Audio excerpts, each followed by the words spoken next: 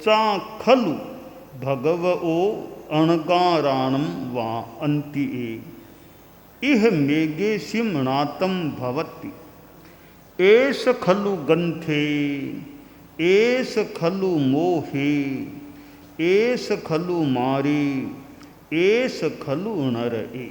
आदमी को सुनने से संबोधि प्राप्त हो सकती है। प्राचीन काल में हो सकता है ज्ञान का एक बड़ा माध्यम सुनना था। आज तो संभवतः परिस्थितियां बदली हैं। सुनना तो साधन है ही, और सुनना भी बड़ी सुविधा से हो जाता है। प्राचीन काल में तो वो साक्षात कोई सामने आता रहता तो भले सुन लेता, या कोई आसपास आवाज जाए वक्ता की तो कोई सुन लेता। ऋषिराज महाराज जैसे आचार्य का व्याख्यान कोई आसपास के गांवों तक भी आवाज़ चली जाए, थोड़ी बहुत कोई सुनने में आ जाए तो आ जाए। परंतु आज तो हजारों सैकड़ों कोसों दूर बैठे भी तत्काल वो आवाज़ आ रही है प्रवचन की। यानी सुनना भी सुगम हो गया है। और इतना साहित्य उपलब्ध है कि पढ़ करके भी ज्ञान प्राप्त करने में सफलता प्राप्त हो सकती है।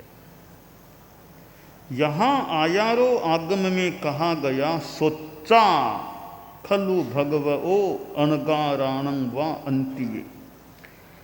अरहत तीर्थंकर के पास कोई सुन ले अथवा अणगार साधुओं के पास कोई सुन ले तो उसे हिंसा के बारे में जानकारी प्राप्त हो सकती है। इसका मतलब हुआ कि यह सुनना, भले प्रवचन को सुनना हो या बातचीत के माध्यम से कुछ सुनना हो, बातचीत होती है, प्रश्नोत्तर होता है, उससे भी स्पष्टता हो सकती है। कितनों को बातचीत के माध्यम से उनकी जिज्ञासाओं का समाधान देकर श्रद्धालु बनाया जा सकता होगा। तो यह सुनना, साधु व्याख्यान देते हैं, एक वक्ता बोलता है, कितने श्रोता सुन लेते हैं। यानी एक वक्ता की वाणी जो कल्याणी हो, उसके कारण कितनों को ज्ञान मिल सकता है।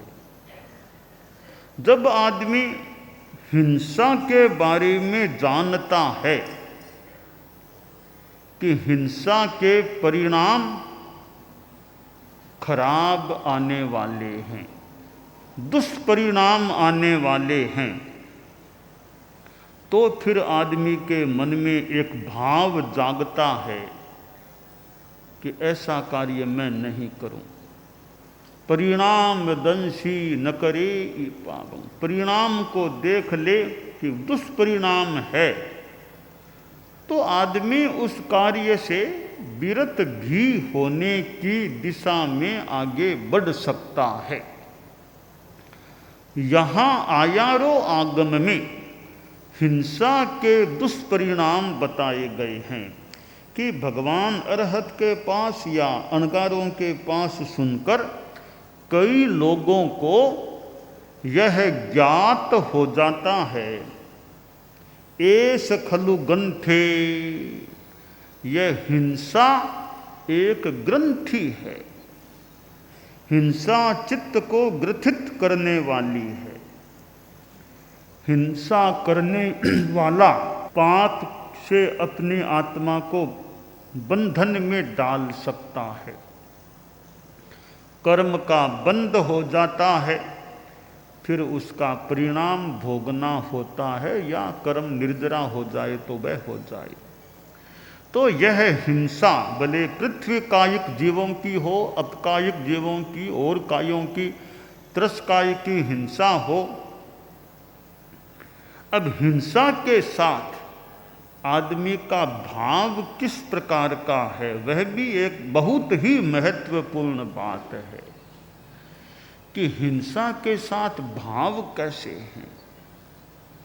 आया चैव अहिंसा, आया हिंसत्युनिच्छ ओ ऐसे, जो हो इ अपमत्तो अहिंस ओ हिंस ओ इयरो। कि भावना क्या है। अब यूं तो हमारे संत लोच करते हैं, लोच करने से भी उस साधु को तो एक तरह से कष्ट दिया जा रहा है। हमारे कई संत तो मानो इसमें थोड़े एक्सपर्ट जैसे हैं, लोच के करैया। अब कितनों के बाल वो लेते हैं, तो संभवतः जिसका लोच होता है उसको कष्ट तो होता ही होगा। तो लोच करने वाले के फिर पाप कर्म का बंध होगा क्या।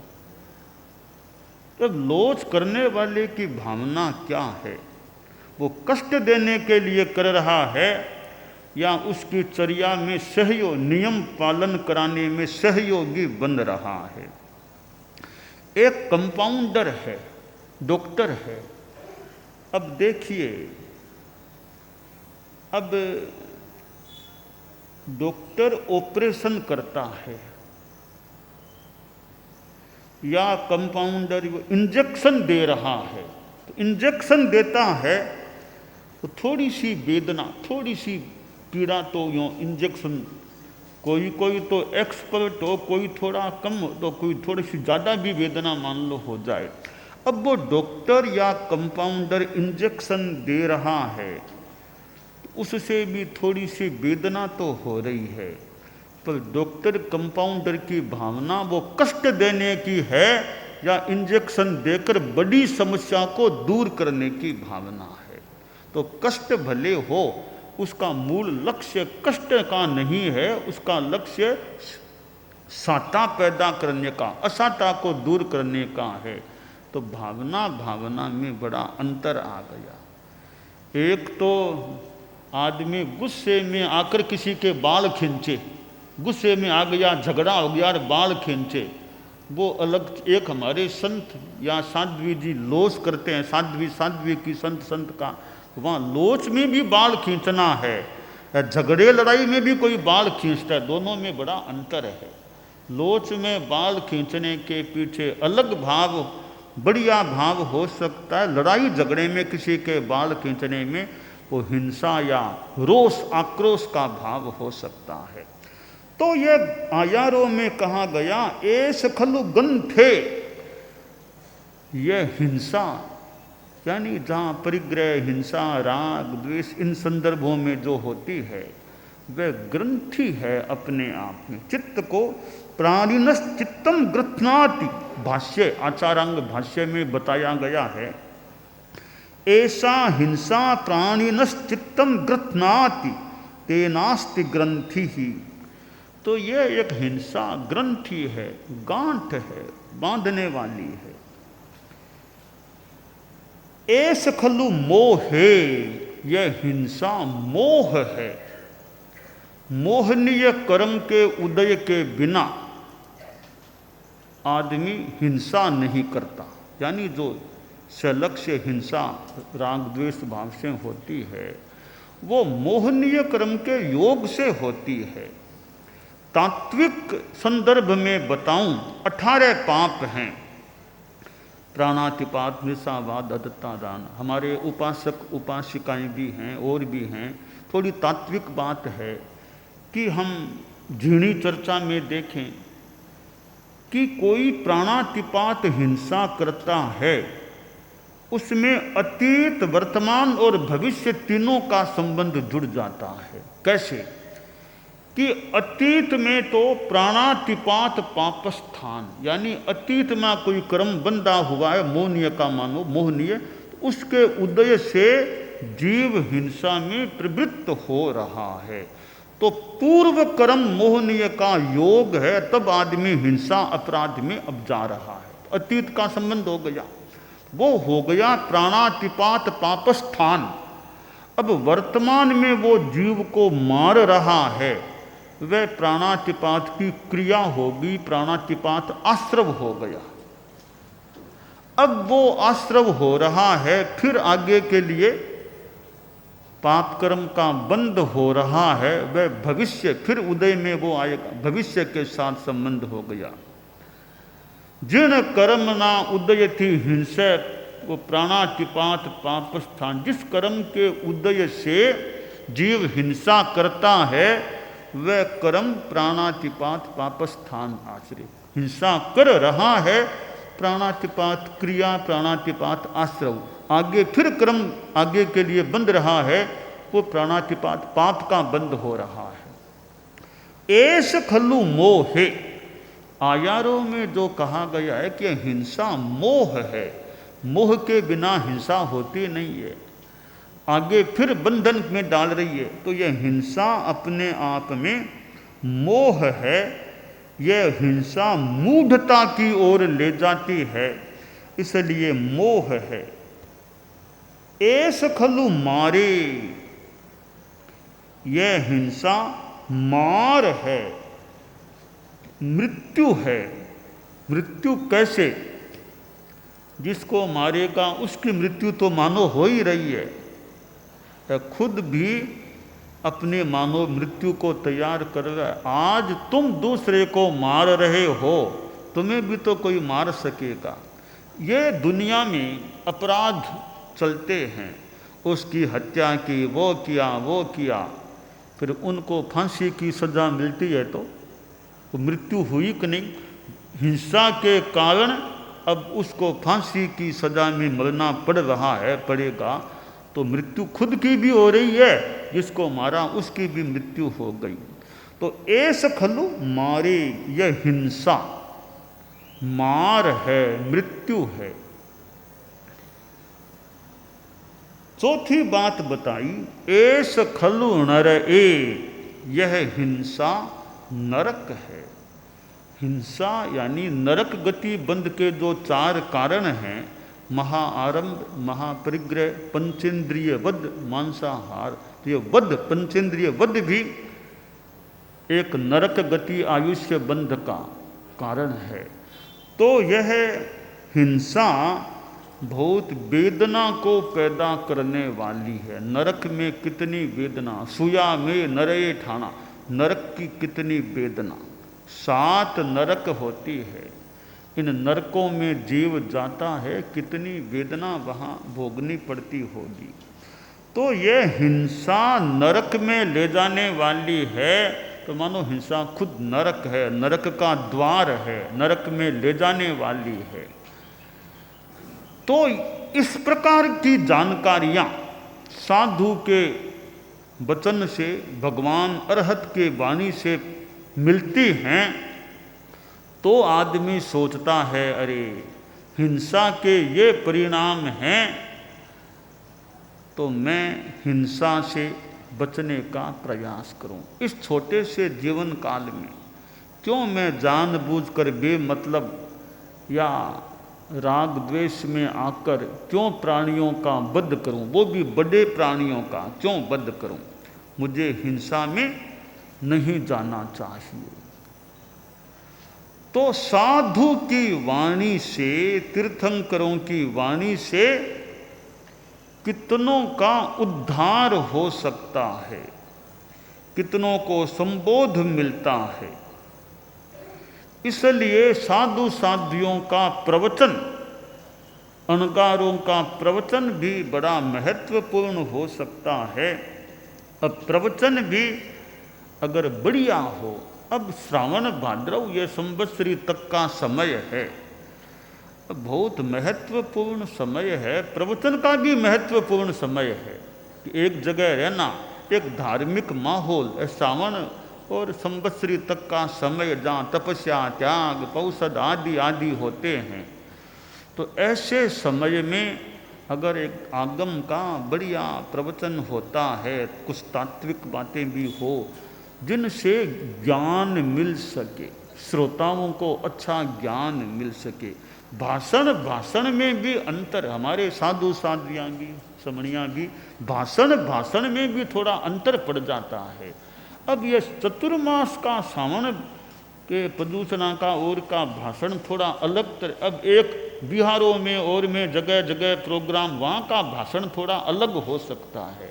तो भाषण एक तात्विक बातें और आगम की गहरी थोड़ी बातें, ये चतुर्मास के दिनों में जितनी एक ग्रंथ के आधार से, बाकी यात्रा में तो कौन तो ग्रंथ रखे, वो जब जैसा मौका, जैसी जनता को देखा वैसा भाषण हो गया।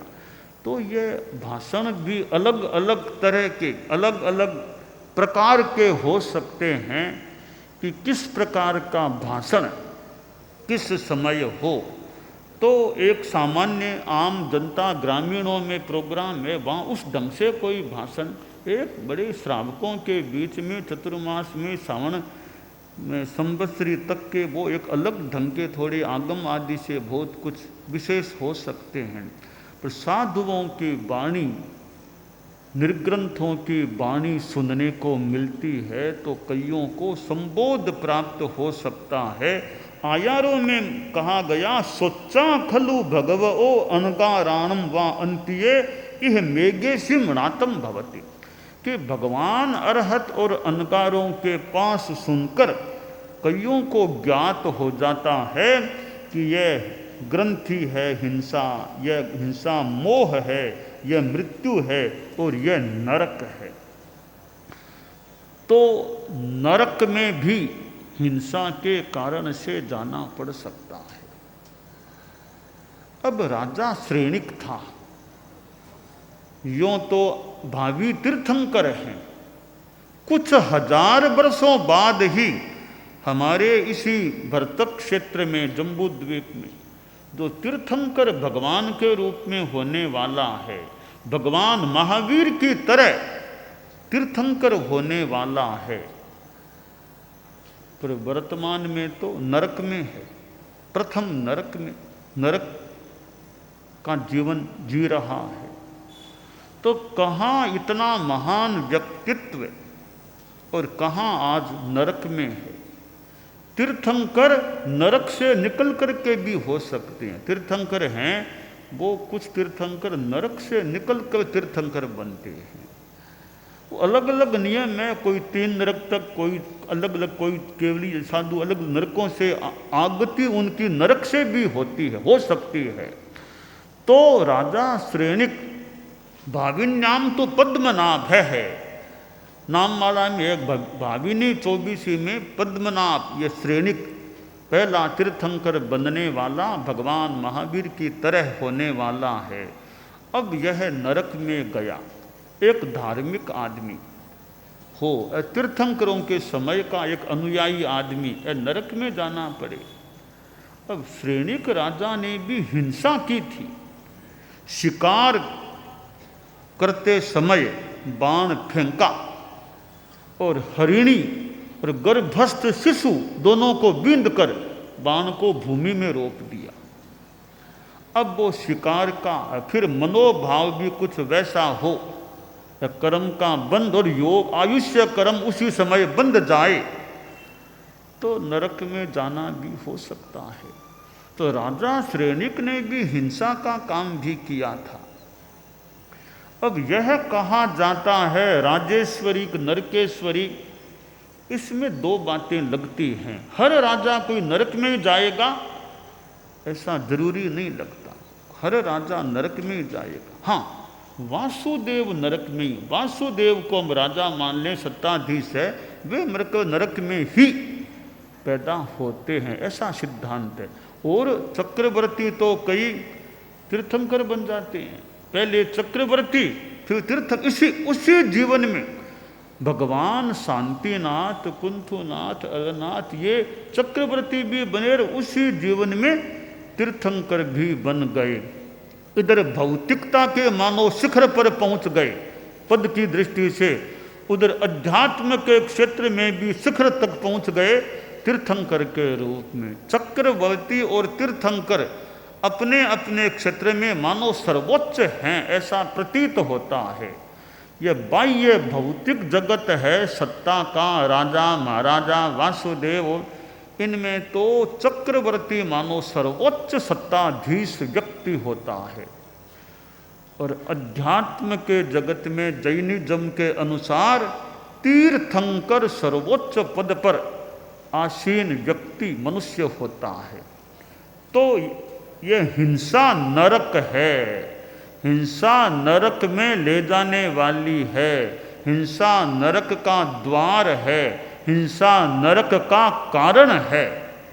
तो यह नरक है। तो यह संबोध आदमी को मिल जाए कि यह हिंसा ग्रंथि है, मोह है, मार है, नरक है, परिणाम खराब हैं, कर्म उदय में आते हैं, कष्ट भोगना होता है, तो आदमी थोड़ा भय भीरु या वैराग्यवान कि भाई ऐसा काम क्यों करना, हिंसा से मुझे बचना चाहिए। तो ये हिंसा का यूँ त्याग, ये तो खैर बड़े प्राणी हैं, हरिण आदि, अब जमीकंद भी है, लहसुन, प्याज, शकरकंद, गाजर, मूला, जो जमीकंद, उनको भी चतुर्मास है, जितना त्याग कर सकें। अनंत अनंत जीवों का पिंड है, उसके खाने के बिना भी जीवन चल सकता है, तो क्यों लहसुन प्याज ऐसी चीज़ें खाएं, इनका कम से कम चौमासे में तो त्याग करें। और जहाँ सामूहिक भोजनालय है और है, धार्मिक कार्यक्रम आयोजित होते हैं, वहाँ भोजन बने, कहीं शिविर लगे, जगह जगह कोई और धार्मिक समाज के कार्यक्रम हो, धार्मिक संदर्भों में भी यहाँ जमीकंद का उपयोग हमारे लहसुन प्याज ये नहीं कर, यानी धार्मिक जो उपक्रम हो वहाँ जितना संभव हो जमीकंद के सेवन से बचाव, तो यानी हिंसा से जितना बचाव हो सके वो करने का प्रयास होना चाहिए। तो आयारों में यह एक बात बताई गई है कि एस खलु गंथे, एस खलु मोहे, एस खलु मारे, एस खलु नरय। एकाग्रता, तन्मयता, अपने आप को मंगलमय अनुभव करते हुए, नमो अरहंताणम, नमो सिद्धाणम, नमो आयरियाणम, नमो उवज्झायाणम, नमो लोए सब्बसाहूणम, एसो पंचणमुक्कारो सब्बपावपणासनो, मंगलाणं च सब्बेसिं पढ़मं हवइ मंगलम। चत्तारि मंगलम, अरहंता मंगलम, सिद्धा मंगलम, साहू मंगलम, केवलिपन्नतो धम्मो मंगलम। चत्तारि लोगुत्तमा, अरहंता लोगुत्तमा, सिद्धा लोगुत्तमा, साहू लोगुत्तमा, केवलिपन्नतो धम्मो लोगुत्तमो। चत्तारि शरणं पवज्जामि, अरहन्ते शरणं पवज्जामि, सिद्धे शरणं पवज्जामि, साहू शरणं पवज्जामि, केवलिपन्नतं धम्मं शरणं पवज्जामि। धम्मो मंगलमुक्किट्ठम्, अहिंसा संजमो तवो, देवावितं नमंसन्ति जस्य धम्मे सयामणो। च इत्ता भारहं वासं चक्रवट्टी महिद्धिओ, सन्ति सन्ति करे लोए पत्तो गइमणुत्तरम। देवदानव गंधर्वा जख रक्षस किन्नरा, बंभयारिं नमंसन्ति दुक्करं जे करन्ति तम्।